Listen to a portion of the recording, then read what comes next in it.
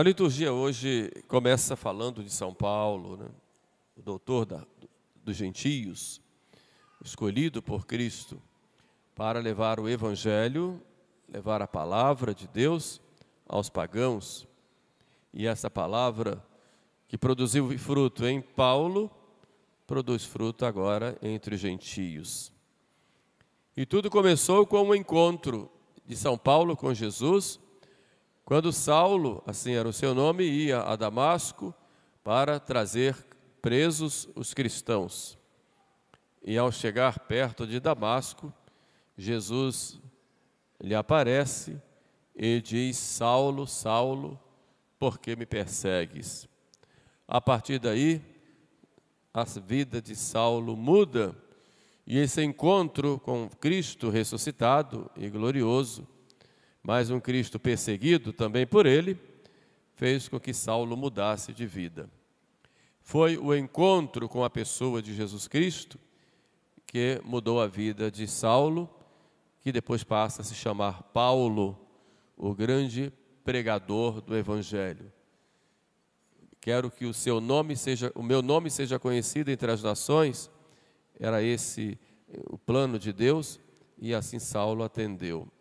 E Saulo, então, hoje, Paulo conta todas as dificuldades pelas quais ele passou, e as graças que recebeu, e os obstáculos que aconteceram em sua vida, para que o Evangelho não fosse pregado por toda parte. Hoje, a igreja nos chama a falar um pouquinho dessa pregação do Evangelho. Por isso, Jesus nos conta uma parábola que nós conhecemos como a parábola do semeador. Saiu o semeador a semear a sua semente. Esse semeador é o próprio Jesus, e a semente, Jesus mesmo explica, é a palavra de Deus. E São João Crisóstomo, explicando esta parábola, ele diz que Jesus conta aos apóstolos esta parábola para que eles não desanimassem diante da grande missão que eles teriam, que seria a de serem os grandes pregadores do Evangelho. O que Jesus fez para eles, antes de subir ao céu, foi um mandato, o mandato de levar esta palavra. Ide pelo mundo inteiro e pregai o Evangelho. Pregai a palavra de Deus a toda criatura. E após a pregação, dai à criatura os meios de salvação, que são os sacramentos, e batizai em nome do Pai, e do Filho e do Espírito Santo. E ensinai-lhes a observar tudo o que eu vos ensinei. E depois dá uma garantia diante da pregação da palavra de Deus feita pelos apóstolos, e diante de toda a obra missionária: eis que estou convosco todos os dias, até a consumação dos séculos. Realmente a palavra de Deus, ela tem um poder muito grande. Isaías, profeta, nos diz que a palavra de Deus, ela é como uma chuva que desce ao chão, que desce à terra, e ela desce e ela não volta sem produzir frutos. Portanto, a palavra de Deus não é uma palavra vã ou uma palavra qualquer e que a gente fala ou escreve no dia a dia, mas é a palavra do próprio Deus à humanidade. Deus que se dirige pessoalmente aos homens para estar com eles, para se entreter com eles e falar com eles. A palavra de Deus é fruto dessa iniciativa de Deus que vem a nós.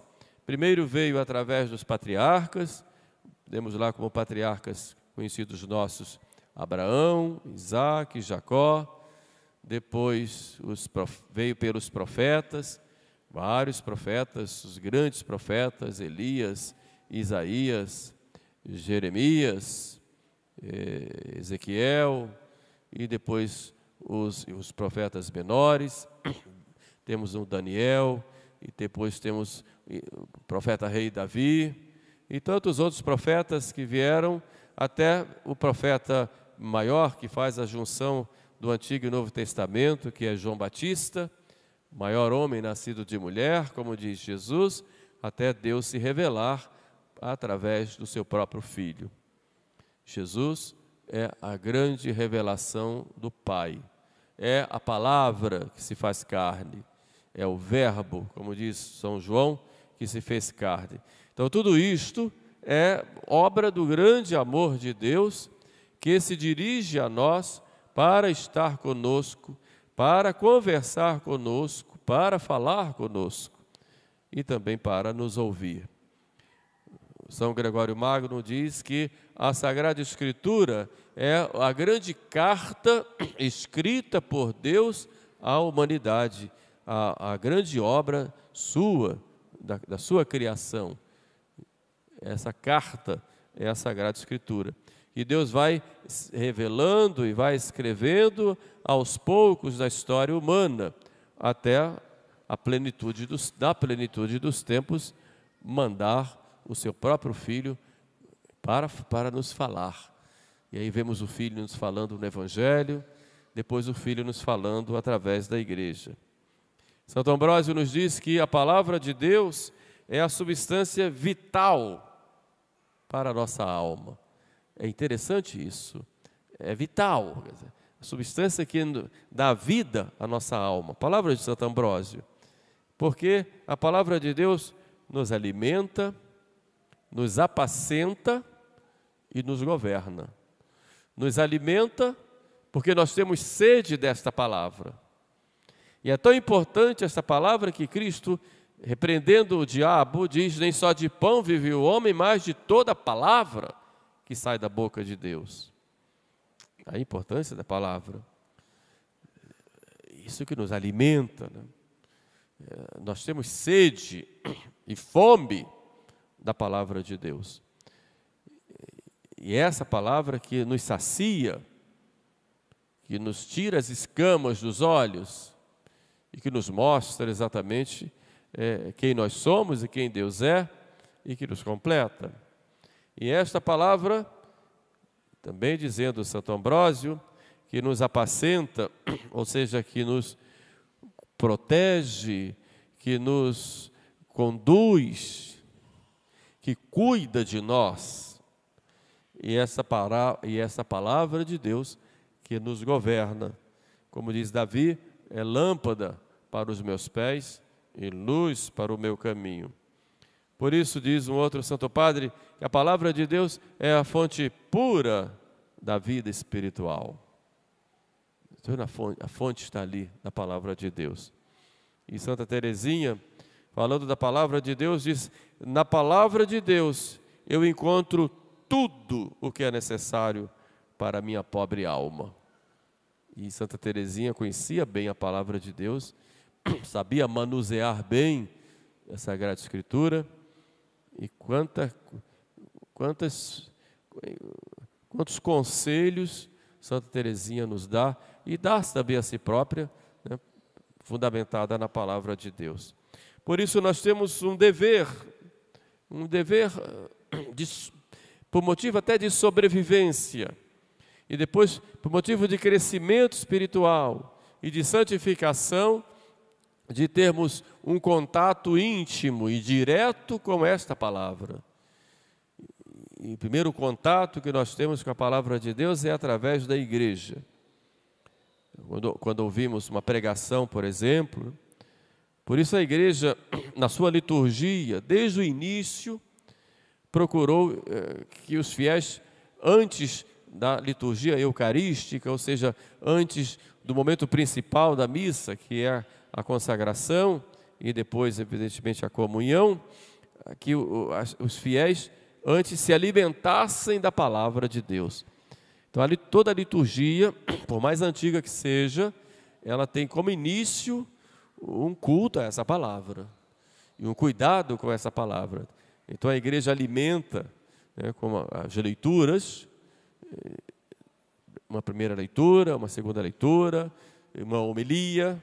Então, na liturgia tradicional, Deus Pai fala na epístola, Deus Filho fala no Evangelho, Deus Espírito Santo fala através da igreja na homilia. Quer dizer, nós nos apresentamos diante do altar, depois falamos com Deus, pedimos perdão, aí Deus então vai se dirigir a nós com a sua palavra, conforme eu estou fazendo agora com vocês.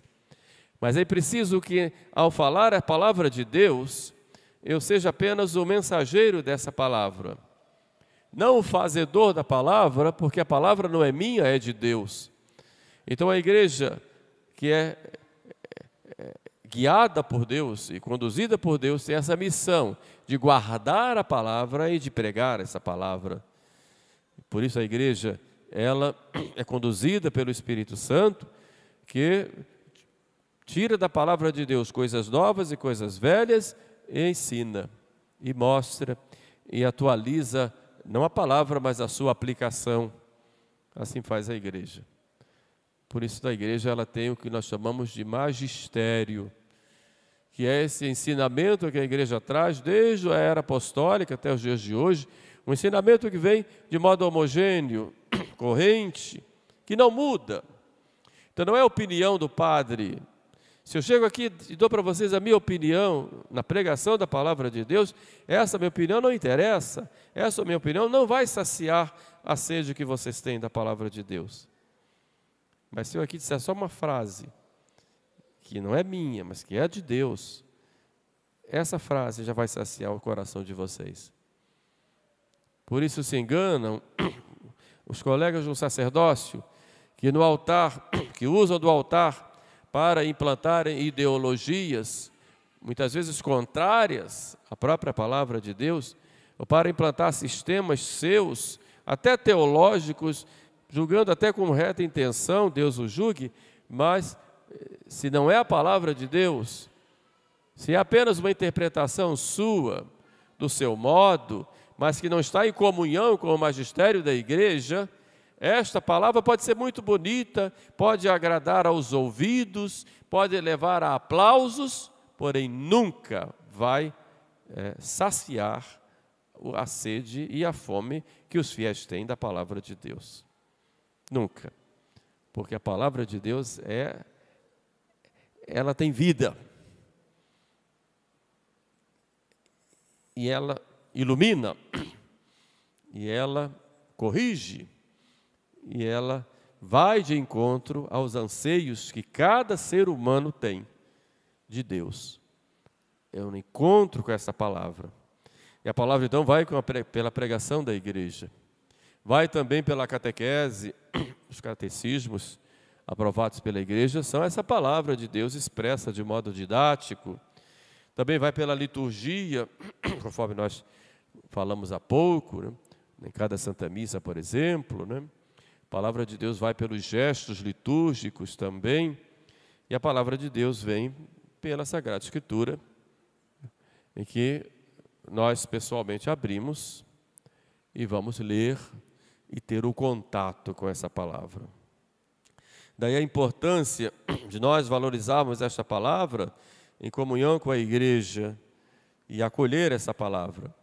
São Tiago nos diz: acolhei com docilidade a palavra semeada em vós. Contemplai essa palavra. Contemplai. Então a primeira coisa, a primeira atitude nossa diante da palavra de Deus é acolher. É Deus quem me fala na sua palavra, então eu vou escutar. Por que é que nós nos levantamos na hora do Evangelho? É porque Jesus vai falar, então nos levantamos. É uma atitude de acolhida e de respeito a Jesus. Nos sentamos na hora da homilia, porque a igreja está nos falando de modo tranquilo para o nosso dia a dia. É acolher essa palavra, né? Mas acolher contemplando. Nós vimos que São Paulo contemplou o rosto de Jesus e mudou de vida. Nós contemplamos Jesus na sua palavra e também temos que mudar de vida. Então, ao contemplar Jesus, São Tiago fala que é como se eu olhasse em um espelho. E naquele espelho eu contemplasse a Jesus e a mim mesmo. E olhando Jesus e a mim mesmo, eu vou ver que em Jesus eu tenho o varão, o homem ideal, e em mim mesmo eu tenho o homem pecador, miserável, que precisa a cada dia crescer para me tornar igual a Ele. Então nós temos um modelo, que é nosso Senhor Jesus Cristo. Então, ao irmos a palavra de Deus, nós vamos para contemplar Jesus e olharmos como eu sou diferente, como eu preciso mudar, como eu preciso me corrigir desse ou daquele defeito, como eu preciso adquirir tal ou tal virtude, como eu preciso olhar para Jesus e me transformar. Como é que pode? São Paulo, em um momento de encontro com Cristo, se transformou. E nós nos encontramos com Cristo tantas vezes na sua palavra e não nos transformamos. Mas a graça vem para nós. Por isso, contemplar a palavra, diz Santo Agostinho, é ler, meditar, ruminar e pensar no coração. E nos descobrirmos qual é a nossa relação com a palavra de Deus. Não só do ponto de vista intelectual, para conhecer, mas do ponto de vista mesmo afetivo e do ponto de vista prático, para praticar. A contemplação da palavra de Deus nos proporciona sempre dois conhecimentos: o conhecimento de Deus e o conhecimento de nós mesmos. Por isso diz Santo Agostinho, ao contemplar a palavra de Deus: Senhor, que eu me conheça e que eu te conheça. Que eu me conheça para me humilhar e que eu te conheça para te amar. Santo Agostinho, que lindo isso, né? Como contemplar a palavra de Deus. Que eu me conheça e que eu te conheça. Que eu me conheça, Senhor, a contemplar a tua palavra para me humilhar. E que eu te conheça, Senhor, para te amar. E vou ver esse grande amor que Deus vai revelando, né, a respeito de mim mesmo, com relação a mim mesmo. Que eu me conheça e que eu te conheça. Então, essa relação com a palavra deve ser algo, essa acolhida, né, e esse ruminar a palavra, né, este procurar e depois vivenciar esta palavra, né, para conhecer melhor a pessoa de Jesus Cristo, seus atos, seus gestos, seus ensinamentos, né, sua vida. Isso é o que alimenta o cristão. É interessante que diz um santo que na oração nós falamos a Deus. No encontro com a palavra de Deus, nós ouvimos a Deus. Daí a importância, eu vou orar e vou escutar a palavra de Deus. Evidentemente, cada um do seu jeito, sobretudo em casa, no seu contato com a palavra de Deus, tem a sua Bíblia, sobretudo o Evangelho, que possa ter esse contato, né? É importante que cada um de nós tenha sempre uma frase de Jesus, decorada mesmo, e que seja a frase da sua vida, né? Você aí pense, né? Qual é a frase de Jesus que mais toca no meu coração? Ai, padre, tem muitas. Qual delas? Ah, tem muitas. Qual delas? Tem muitas. Quer dizer, não tem nenhuma, né? Que você não lembra agora, né? Está me enrolando, né? Na verdade, não tem nenhuma, né? Então, procure lembrar, né, o que é que, na sua cabeça, no teu coração, o que é que Jesus falou e fala todos os dias. A gente ouve muita palavra de Deus. Quem vai à missa todos os domingos, na liturgia tradicional, tem lá, né, 50 epístolas, 50 evangelhos e 50 pregações, com muita paciência com o pregador, mas tem 50 pregações. Então tem 150 vezes no ano ouviu a palavra de Deus. E por que não mudou de vida? Se São Paulo com uma vez ele já muda, aí você 150 vezes já muda. O que é que ficou na sua cabeça? O que é que você guardou? O que é que transformou a sua vida no encontro com a palavra? Muitos santos se converteram com uma frase quando entraram na igreja. Um santo, por exemplo, entrou na igreja e diz: vai, vende tudo o que tens e dá aos pobres. Só aquela palavra, e saiu dali e já mudou de vida.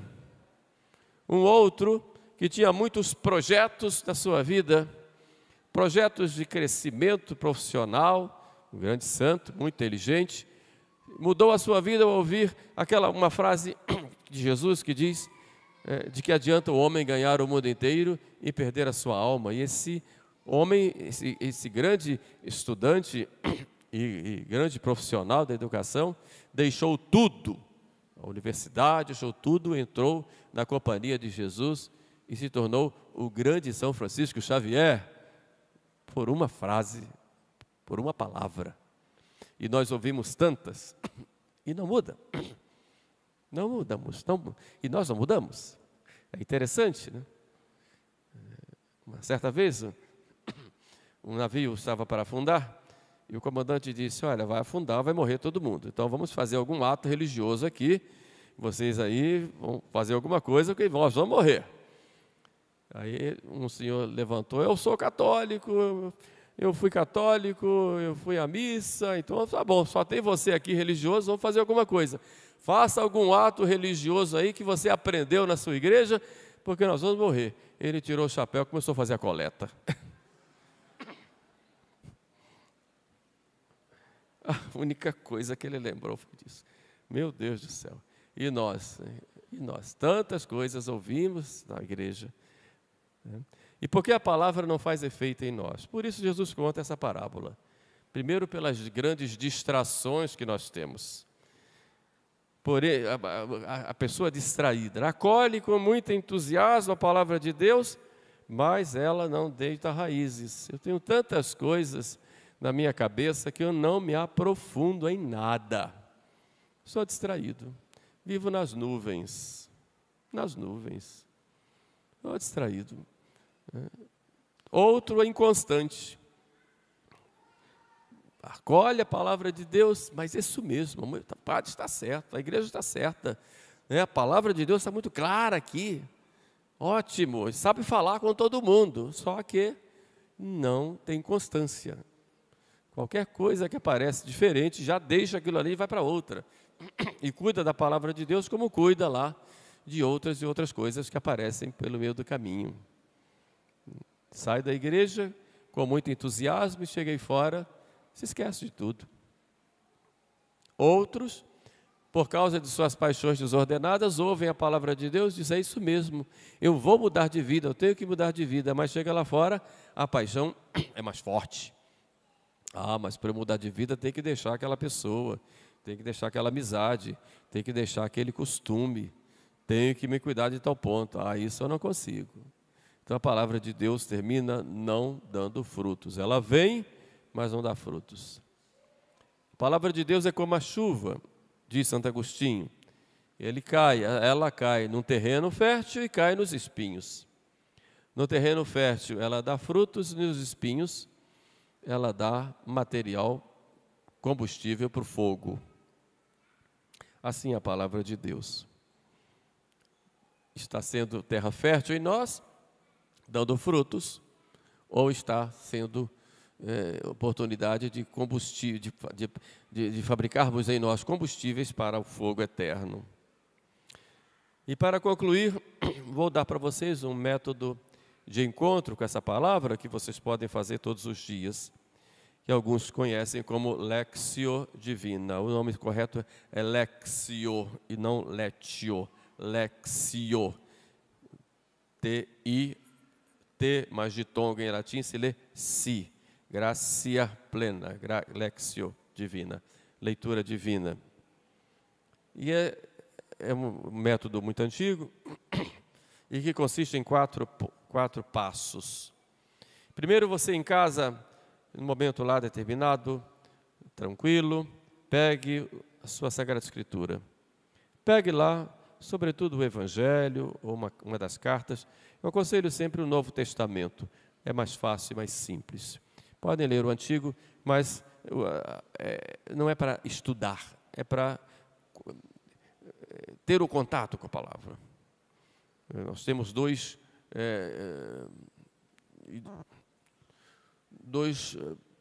situações opostas que nós temos que evitar, né? A primeira é aquele que pega a Bíblia só para estudar. Então conhece a história, a exegese, e muita gente diz, eu conheço tudo, conheço até as línguas em que foi escrita a Sagrada Escritura, mas é uma leitura assim muito fria, muito impessoal, mais para estudo. Tem o seu valor, e é preciso que haja pessoas assim, mas é só um estudo. Outros, ao contrário, pegam a Bíblia e fazem da Bíblia na Bíblia uma leitura fundamentalista. E algumas seitas fazem muito isso.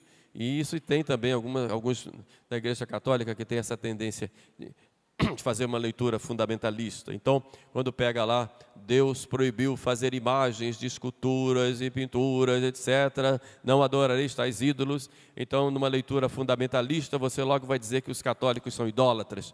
Isso é uma leitura fundamentalista. Você não está lendo que lá na frente Deus mandou fazer uma serpente de bronze, que era uma imagem, que mandou fazer 2 querubins, colocar na arca, que mandou colocar lá, que Salomão coloca lá no templo imagens e pinturas, e Deus enche do seu odor.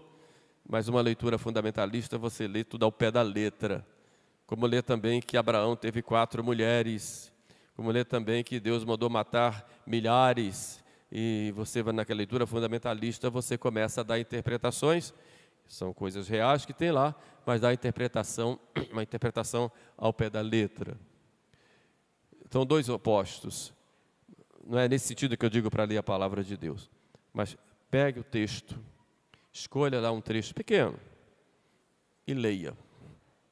Lê uma vez, lê 2 vezes, para naquela palavra que mais chama atenção, deixa entrar no seu coração aquele texto, lê, e imagine você ouvindo Deus falando naquele momento. Depois, medite, pense, o que essa palavra me diz para a minha vida, para o meu modo de agir, né? Em que essa palavra me toca, né? Então medite, o que é que Deus está querendo me dizer aqui? Ou o que Ele me disse aqui. Depois que você leu, meditou, vá para o 3º passo, que é, vá rezar. Vá fazer a sua oração dentro desse tema daquilo que você está meditando. De repente você descobriu algo em você naquele momento e começa a conversar com Deus sobre aquilo que você descobriu, sobre aquela atitude que você quer fazer diferente, quer mudar, sobre aquela descoberta que você tem ali naquele momento, sobre aquele assunto. Pode até citar um problema pelo qual você está passando, que foi tocado naquele momento por aquela palavra, e comece então a orar, a falar com Deus. Aquela oração espontânea, no íntimo do seu coração. É o 3º passo, é o que nós chamamos de oratio, a oração. Então, ler, meditar, orar, e depois, então, contemplar.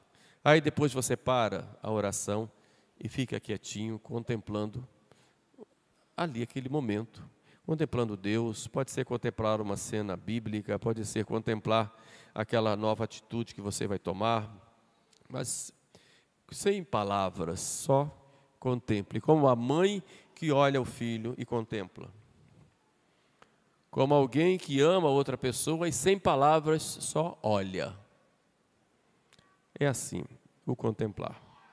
Então, nesses 4 passos, ler, meditar, orar e contemplar, nós temos aí os 4 passos do que chamamos de Lectio Divina, ou leitura orante da Sagrada Escritura. E depois daí, isso leva uns 15 a 20 minutos, se fizer direitinho. Alguns levam mais, aí vai de cada um. Mas é importante que todos os dias você tenha esse tempo, esse encontro com Deus, com a sua palavra. Então, chegando em casa hoje, vai tirar a Bíblia lá da sua estante. Por favor, tire a poeira antes, porque deve estar cheia de poeira. E vamos começar a marcar alguns trechos aí do Novo Testamento e fazer a sua leitura orante. São Gregório diz, a palavra de Deus só se entende verdadeiramente quando se começa a praticá-la.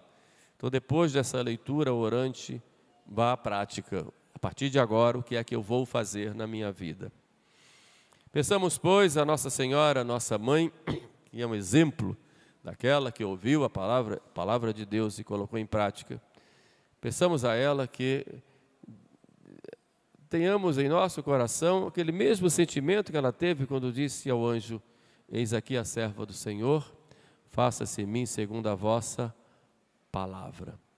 Louvado seja nosso Senhor Jesus Cristo.